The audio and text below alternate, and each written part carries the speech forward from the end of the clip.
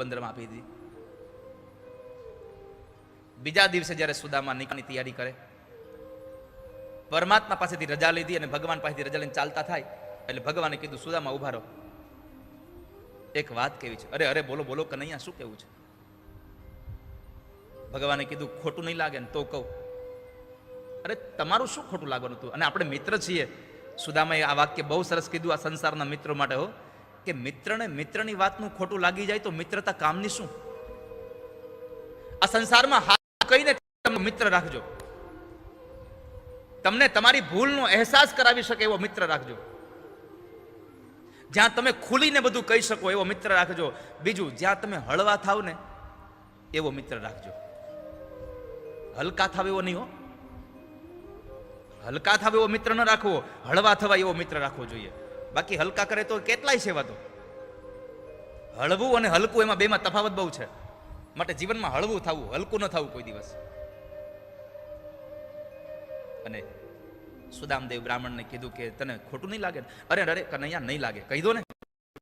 ભગવાને ભારે અહીંયા કીધું કે સુદામા, આ પીતાંબર જે તે પહેર્યું છે ને એ મારું છે. તારી પોતળી ધોવાઈ ગઈ છે, પોતળી પહેરતો જા, પીતાંબર કાઢતો જા. અષ્ટપટરાણીઓ બધાને આશ્ચર્ય થયું દાઉજી મહારાજને કે પ્રભુએ પોરબંદરમાં આટલું આપ્યું ને કઈ પીતાંબર કઢવી લે છે. સુદામાએ પણ કહ્યું, ઓહો કનૈયા, સારું થયું હો, તમે મને યાદ કરાવ્યું કે આ પીતાંબર તારું છે, નહીં તો હું તો હમણાં પહેરીને વયો જાત. લાવો મારી પોતળી પહેરી લઉં. સુદામાને ખબર હતી કે માગું તો બહુ આપે એમ છે, બે હાથને મારા ફેલાવું તો તારી ખુદાઈ દૂર નથી, પણ કનૈયા હું માગું અને તું મને આપે એ વાત મને મંજૂર નથી. શિવજી દર્શન કરવા આવેલા અને એ ભગવાન શિવ એક જોગી બાબાનું રૂપ લઈને આવેલા.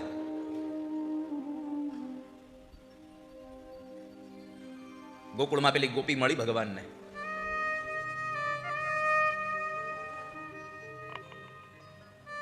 અને બાબાને પૂછ્યું, બાબા તમે જ્યોતિષી છો?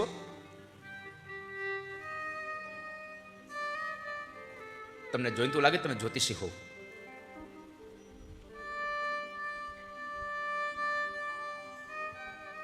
બાબાના મનમાં લાઈટ થઈ ગઈ, હાલને ઘડી જ્યોતિષી બની જાઓ.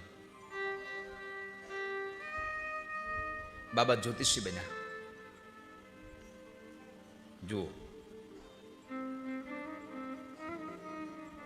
કોઈ માણસની લાયકાત માત્ર એના કપડા ઉપરથી નક્કી ન કરી લેવી.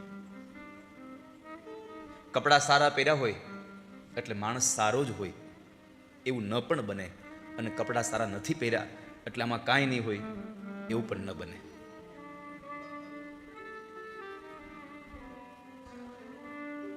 સ્પાર્ક થાય છે.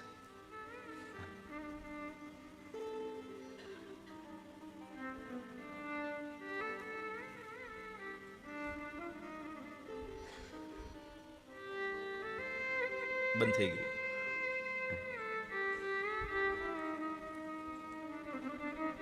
તો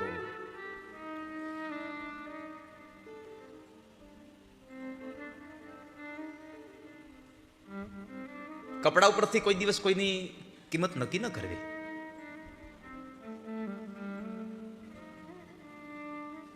કારણ કે પીળું એટલું બધું હોનું હોતું નથી.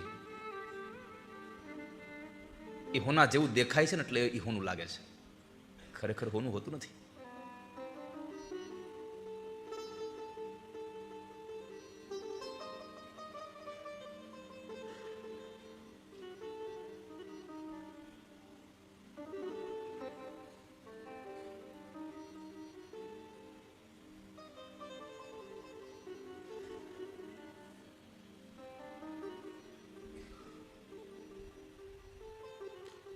ગઈ કથામાં જ વાત કરી, પણ પુનઃ આપને આજે એકવાર વાત કરી દઉં. ફરી સત્ય ઘટનાનો પ્રસંગ છે. માણસના કપડા ઉપરથી ક્યારેય નક્કી ન કરું કે આવા માણસો આવા હશે.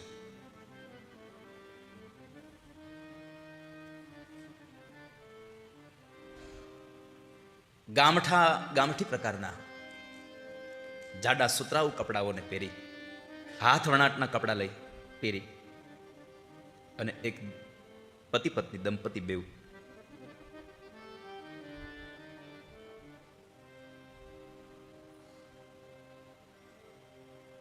બોસ્ટન સ્ટેશને ટ્રેનમાંથી ઉતરી અને બંને જણા ચાલતા ચાલતા ચાલતા હાર્વર્ડ યુનિવર્સિટીમાં આવે છે. અને હાર્વર્ડ યુનિવર્સિટીમાં આવી અને પ્રમુખની ઓફિસ સુધી પહોંચી જાય છે. બહાર રહેલા એના મંત્રીએ બંને જણા અટકાવ્યા. મનમાં ને મનમાં વિચાર કરે છે કે આ બે દેશી બલૂન આવ્યા ક્યાંથી? આનું અહીંયા શું કામ હશે? આવા તો કોઈ દી હજી અહીંયા આવ્યા નથી ને આજે પહેલી વખત આવી છે, અહીંયા કેમ ભૂલા પડ્યા છે?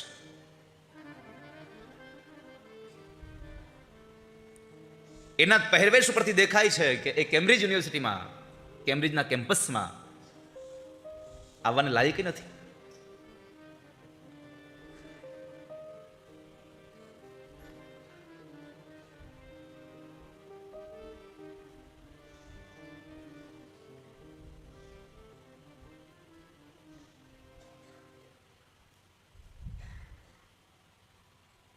એની કોઈ લાયકાત નથી.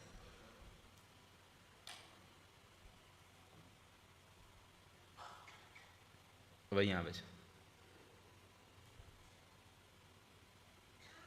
છતાં કેમ આવ્યા હશે? બંને જણા આવી અને મંત્રીને કહ્યું મારે પ્રમુખ સાહેબને મળવું છે.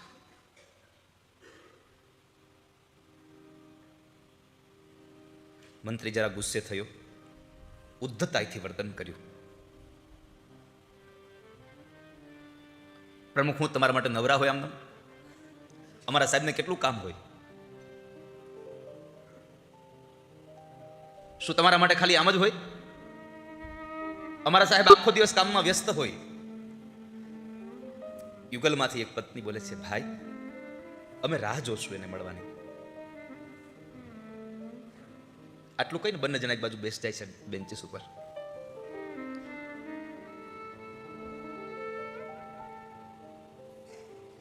બંને જણા બેસી ગયા અને મંત્રીને એમ થયું કે હમણાં 2-4 કલાક રાહ જો ને એટલે વ્યાજે હાલતી પકડશે. 2 કલાક, 3 કલાક, 4 કલાકનો સમય ગયો, હજી બેઠા છે 2 જણા.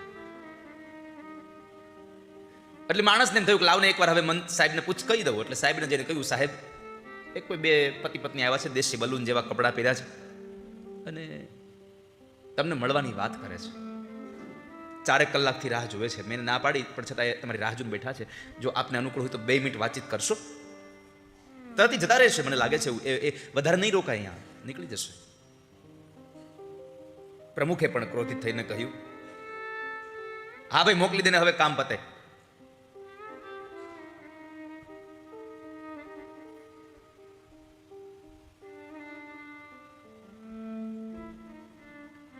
પ્રમુખે એને પરાણે મળવાની હા પાડી. બંને જણા અંદર આવે છે. જાણે પ્રમુખ કઈ મોટો ભૂપ હોય એમ પોતાની મહાનતાનું પ્રદર્શન કરતો હોય એવી દ્રષ્ટિ, આમ એવી નજરે જોઈ રહ્યો છે.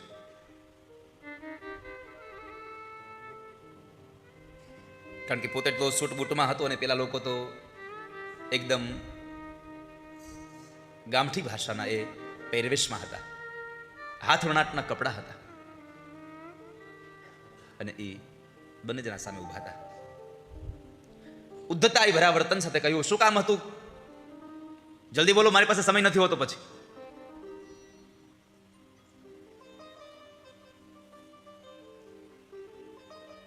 સ્ત્રીએ આમ ધીર ગંભીર સ્વરે, જાણે કંઠ રૂંધાઈ ગયો હોય, એ રૂંધાયેલા કંઠે કહ્યું કે પ્રમુખ સાહેબ, અમારો એક દીકરો હાર્વર્ડ યુનિવર્સિટીમાં સ્ટડી કરતો હતો. 1 વર્ષ અહીંયા ભણ્યો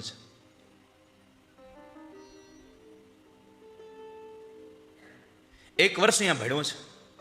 આટલું કહીને આંખ જરા પાણીથી ભીંજાઈ ગઈ. પણ અકસ્માતે મારો દીકરો મૃત્યુ પામ્યો છે. અમારા દીકરાને આ યુનિવર્સિટી બહુ જ ગમતી હતી. અમારી ઈચ્છા છે કે આ યુનિવર્સિટીમાં અમારા દીકરાનું એક સ્મારક બને, અમારા દીકરાનું એક સ્મારક આ યુનિવર્સિટીમાં બને. એટલે આ શબ્દ સાંભળી અને પ્રમુખને કોઈ આમ લાગણી ન ઉદ્ભવી કે એકનો એક દીકરો હતો, અહીંયા અભ્યાસ કરતો હતો, એને બહુ રુચિ હતી અહીંયા અભ્યાસની, અને એ છોકરો અકસ્માતમાં મૃત્યુ પામ્યો. આવા શબ્દોથી પણ છતાં એ માણસનું દિલ જરાય ન પીગળ્યું. ઉલટાનો એ માણસ સામેવાળા બે પતિ પત્નીને ધમકાવે છે. ક્યારે ભણતો હોય તો શું થયું? આવા તો કેટલાય વિદ્યાર્થીઓ ભણીને વયા ગયા. બધાને ગમતું હોય આ યુનિવર્સિટીમાં ભણવાનું, અને જે કોઈ મૃત્યુ પામે એના બધાના સ્મારક અહીંયા બનાવીએ તો આ યુનિવર્સિટી ન રહે, આ તો કબ્રસ્તાન બની જાય. શું વાતો કરો છો?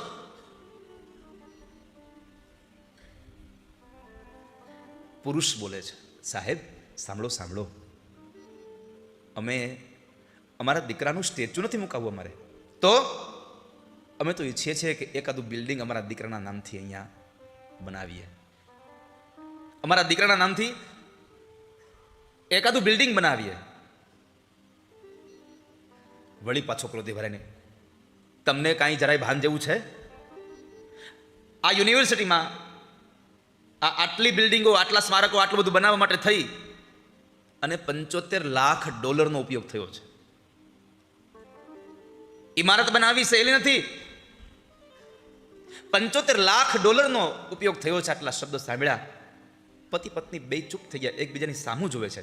આ દ્રશ્ય જોઈ અને પ્રમુખ એવું સમજી લીધું કે હવે આ લપ જાહે અહીંથી, હવે અહીંયાથી આ લપ જાશે.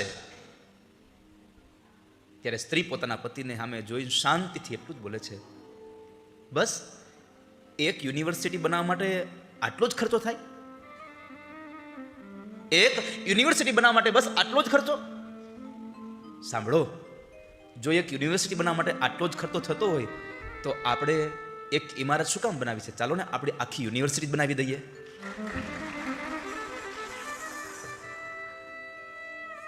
આખી યુનિવર્સિટી બનાવી દઈએ. એટલા શબ્દો સાંભળ્યા જ્યારે પ્રમુખે પગ નીચેથી જમીન વહી ગઈ કે હું તો એમ સમજતો હતો આ કોઈ સામાન્ય માણસો છે. પ્રમુખના શરીર પર ઘા કરો ને તો એમાંથી લોહી ન નીકળે એટલો થીજી ગયો હતો. કહેવાય છે કે આ શ્રી અને શ્રીમતી લેલેન્ડ સ્ટેનફર્ડ બંને જણા ત્યાંથી ચાલતા થયા, કેલિફોર્નિયામાં આવ્યા છે, અને કેલિફોર્નિયામાં પાલો આલ્ટો સ્થળ છે ત્યાં આગળ આવી અને પોતાના નામની એક યુનિવર્સિટી, સ્ટેનફર્ડ યુનિવર્સિટીની સ્થાપના કરી એ લોકોએ પોતાના દીકરાના નામથી. આ સંસારમાં જે છોકરાની પરવા હાર્વર્ડ યુનિવર્સિટીના પ્રમુખે નહોતી કરી, એ છોકરાના નામથી આજે યુનિવર્સિટી ચાલે રાખી. માત્ર હતું શું? ખાલી એક પહેરવેશ એવો પહેર્યો તો એ જ ને. તમારી સાથે વર્તન કરતા માણસનો વર્તાવ, એના પહેરેલા કપડા, એના ઉપરથી એની કિંમત નક્કી ન કરશો ક્યારે. કારણ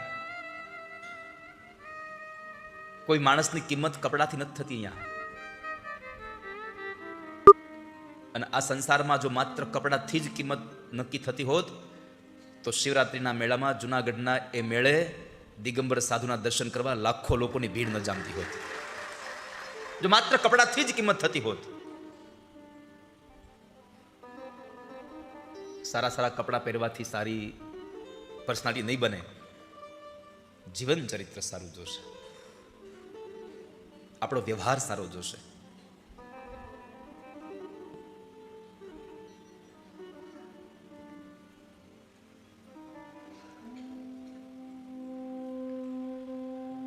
ભગવાન મહાદેવજી આવ્યા છે. મહાદેવજી આવ્યા એટલે એ જ્યોતિષને લઈને ગોપી આંગણે આવે. માં યશોદાને કહ્યું આપણે જોશ જોડાવી લઈએ, પણ માએ જ્યાં બરાબર બાબાને જોયા તો માએ ના પાડી દીધી કે મારે જોશ નથી જોડાવો. જો તો ખરો બાબાનું રૂપ. ગોપી આવીને ના પાડી બાબાને, બાબા અમારા યશોદા માડીને લાલો અત્યારે સૂતો છે એટલે જોશ નથી જોડાવા, પણ ફરી પાછા ક્યારેક બોલાવીશું. બાબા ચિંતામાં ગરકાવ થયા કે એક યુક્તિ મળતી નિષ્ફળ ગઈ, હવે શું કરું? માં યશોદા સોનાનો થાળ ભરીને લઈને આવ્યા છે.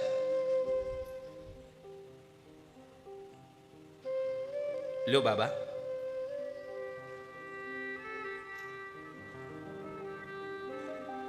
આ દક્ષિણા લઈને વ્યા જાવ તમે. બાબાએ વિચાર કર્યો કે માં તારા ઘરમાં ખજાનો એટલો બધો છે એટલે સોનાનો થાળ ભરીને તમે લઈને આવ્યા છો, પણ સાચો ખજાનો હજી ઘોડિયામાં પડ્યો છે, હજી પારણિયામાં પડ્યો છે.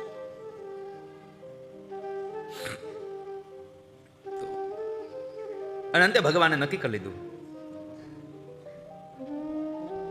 કે હું જે કામથી આવ્યો છું એ કામ માને કહી દઉં, કારણ આ સંસારમાં કપટ કરો તો કોઈ દિવસ કૃષ્ણ ન મળે તમને.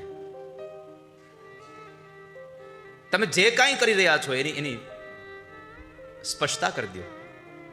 અને સ્પષ્ટતામાં કદાચ તમારા મનમાં કપટ ભર્યું હશે, તમારા મનમાં કોઈ પણ વાતનું કપટ ભર્યું હશે, અને તમને વસ્તુ નહીં મળે ને તો કદાચ તમને દુઃખ થશે કે મેં આટલી મહેનત કરી છતાં મને મળ્યું નહીં, કેટલા ઢોંગ કર્યા તો એ મળ્યું નહીં. પણ જ્યારે તમે તમારી સ્પષ્ટતા કરી દીધી હશે અને છતાંય નહીં મળે ને તો તમને પોતાને રંજ નહીં રહે. કારણ ઓલું જૂઠું બોલ્યા પછી તમને ન મળ્યું હોય તેમ થાય હું ખોટું બોલ્યું એટલે નહીં મળ્યું હોય, પણ સત્ય બોલ્યા પછી ન મળે તો તમને પોતાના અંદર આનંદ થશે કે હું તો સાચું કહી દીધું, મળ્યું ન મળ્યું એની ઈચ્છાની વાત છે, પણ હું તો સ્પષ્ટ થઈ ગયો છું. તમે ક્લિયર રહો, તમે સ્પષ્ટ રહો. પણ આ તો આપણે કેવું છે, મોઢા માથે પાવડર ભરીએ છે, એટલો મોઢા માથે મેકઅપ લગાડીને મોઢા ઉજળા બનાવીએ અને અંદર કોલસા ભર્યા છે.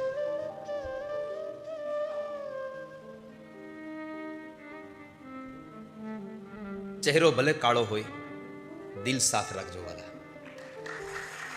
ચહેરો ભલે કાળો હોય, દિલ સાફ રાખજો. અને તમે એક વખત તમારું હૃદય સાફ રાખી દો, તમારું વર્તવ સાફ રાખી દો, તમારું મન સ્વચ્છ કરી દો, પછી તમારા કપડા પર દાગ પડશે ને તો એ લોકો એ દાગને નહીં જોવે, તમારા હૃદયને જોવા માટે પ્રેરાશે.